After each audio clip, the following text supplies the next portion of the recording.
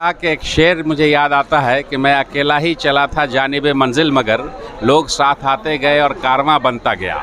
ये शेर अगर कोई पूछे कि इसके मानी क्या हैं तो सिर्फ आप उंगली प्रशांत किशोर की तरफ उठा दीजिए, वो समझ जाएगा कि शेर का मानी क्या है। हर आदमी त्रस्त है, लेकिन जो आजकल आप अक्सर सुनते होंगे कि इलेक्शन से पहले ये होता है कि वोट ईवीएम हैक्ड है, ईवीएम हैक्ड है।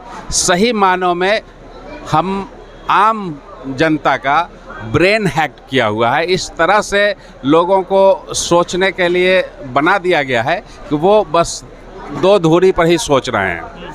वो सिर्फ ये सोचते हैं, यहाँ से सोचते जाते हैं रोज़गार, पढ़ाई, सब कुछ सोचते जाते हैं, लेकिन बूथ तक पहुँचते पहुँचते उनके बाद 10-12 कैंडिडेट में सिर्फ 2 कैंडिडेट दिख रहा होता है, 2 पार्टियाँ, 2 विचारधाराएँ दिख रही होती हैं।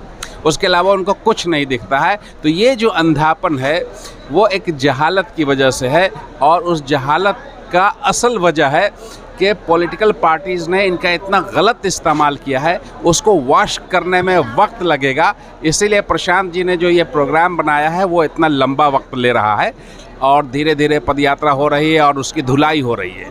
अभी किसी ने पूछा था मुझसे, तो मैंने कहा कि एक शेर मुझे याद आता है कि मैं अकेला ही चला था जानिबे मंजिल मगर लोग साथ आते गए और कारवां बनता गया। ये शेर अगर कोई पूछे कि इसके मानी क्या हैं तो सिर्फ आप उंगली प्रशांत किशोर की तरफ उठा दीजिए, वो समझ जाएगा कि शेर का मानी क्या है। पूरा मतलब कि आप लंबोलवाब पूरा अभियान का आप बता दें, है ना? बिल्कुल। लेकिन आपने लगातार इस चीज़ को देख रहे हैं, समझ रहे हैं, तो यकीनन क्या आपको लग रहा है बिहार में हर हाल में तब्दीली आना ज़रूरी है? देखिए, हर आदमी त्रस्त है, लेकिन जो आजकल आप अक्सर सुनते होंगे कि इलेक्शन से पहले ये होता है कि वोट ईवीएम हैक्ड है, ईवीएम हैक्ड है। सही मानों में हम आम जनता का ब्रेन हैक किया हुआ है। इस तरह से लोगों को सोचने के लिए बना दिया गया है कि वो बस दो धुरी पर ही सोच रहे हैं। वो सिर्फ ये सोचते हैं, यहाँ से सोचते जाते हैं रोज़गार, पढ़ाई, सब कुछ सोचते जाते हैं, लेकिन बूथ तक पहुँचते पहुँचते उनके बाद 10-12 कैंडिडेट में सिर्फ 2 कैंडिडेट दिख रहा होता है, 2 पार्टियाँ, 2 विचारधाराएँ दिख रही होती हैं। उसके अलावा उनको कुछ नहीं दिखता है। तो ये जो अंधापन है वो एक जहालत की वजह से है, और उस जहालत का असल वजह है कि पॉलिटिकल पार्टीज़ ने इनका इतना गलत इस्तेमाल किया है। उसको वॉश करने में वक्त लगेगा, इसीलिए प्रशांत जी ने जो ये प्रोग्राम बनाया है वो इतना लंबा वक्त ले रहा है और धीरे धीरे पदयात्रा हो रही है और उसकी धुलाई हो रही है।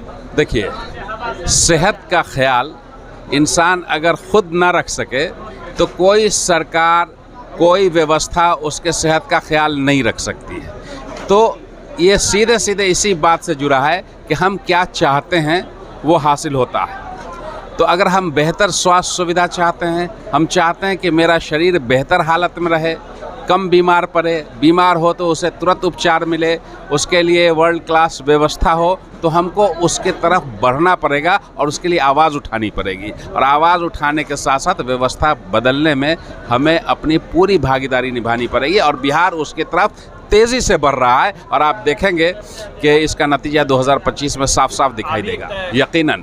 लेकिन मुझे मालूम है कि एक ज़िले में पदयात्रा में 15 दिन के आसपास वक्त लग ही जाता है, 15 से 20 दिन। तो अभी मधेपुरा बाकी है, सुपौल बाकी है, उसके बाद अररिया जाएंगे, किशनगंज जाएंगे, पूर्णिया जाएंगे, तब कटिहार आएंगे। तो अभी 4-4.5 महीना कम से कम लगना है, और कटिहार आने के बाद ही गंगा पार कर भागलपुर आने का रास्ता खुलता है। तो अभी उन्होंने बताया कि 6 महीने वक्त लग जाएंगे, और बेसब्री से इंतज़ार है। क्यों?